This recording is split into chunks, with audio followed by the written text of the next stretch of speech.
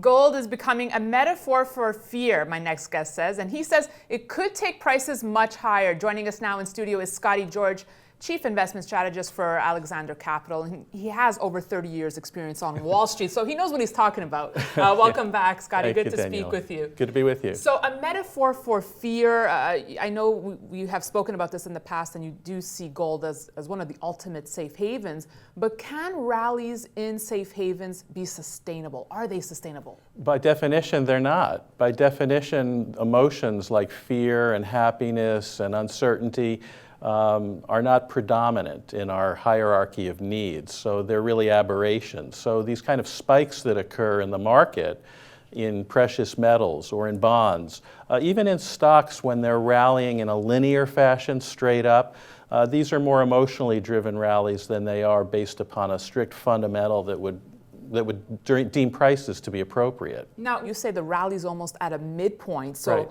Are you suggesting that prices could go up 30% from here? We are. We're quantitative analysts, which means by definition our job is to measure both duration and magnitude of rallies and relationships of securities to the market overall. Gold has been rallying for right now about 4, 5, 6 months, as has almost everything else in the market post-election. But gold's representation right now in its rally is really of a defensive nature. So we're about at the midpoint of what could be a price rally that could stretch for several more months. Wow. Now, I know last time we spoke, you were telling me that 5 to 10% allocation in gold might be too high for you. Now, most would argue, well, that's not too high, that's conservative. Right. Well, it depends upon one's overall asset allocation methodology. We look at categories and sectors of investment in the relationship of the portfolio as a whole to the client's overall risk-reward tolerances.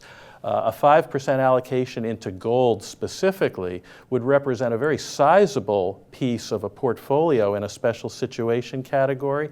So if we were very bullish on one sector, if we were very bullish on one commodity, 5% would be a maximum allocation, at least at inception. Now, you were also bullish on the U.S. economy when you were in the studio last time. A lot has changed with a new president now. What are your thoughts today? Well, I think we have to be very careful, Daniela, about conflating the economy with the markets. They tend to run on what I call a parallel disconnect. That is, they're moving in the same direction linearly. They may even look alike, but they're not necessarily one and the same thing. The markets are moving dramatically because of the enthusiasm post-election. Some of that enthusiasm is beginning to wane. We're seeing some resistance a little bit here at the top. But by the same token, the economy has some underpinnings which are 4, 5, 6 years old that I think can endure much longer than, let's say, a valuation rally in the stock market. So we're positive about the economy.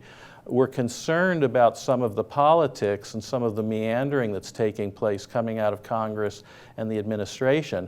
But overall, it's very difficult, metaphorically, to move a battleship in a bathtub and to say that the economy is going to reverse course after the time that it's spent building. Do you think the politics will play out well for gold? I think that how they're playing right now and how they're likely to play in the future is that the more uncertainty coming out of Washington, the more global uncertainty there is relative to trade, the strength of the dollar, et cetera, the better it is for commodities and tangible assets overall. It's a reversion, in effect, back to this metaphorical fear that you referred to earlier.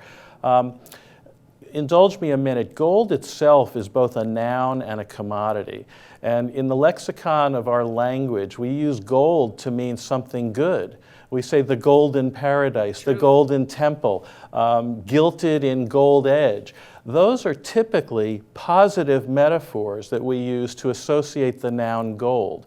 In the investment world right now, unfortunately, gold is representative of this reversion back to fear in which we're uncertain about the direction of the economy, we're uncertain about the direction of politics, and therefore something that you can touch, something that you can feel, that represents security. So I think that's what's underpinning the rally in commodities and gold in particular. Wow, that's one of the most intelligent comments we've had on Kitco News. Really well said. Scotty George, thanks so much for joining us in studio. Thanks, Diana. And thanks for watching our coverage. We'll have more for you, so stay tuned to Kitco's Gold Report.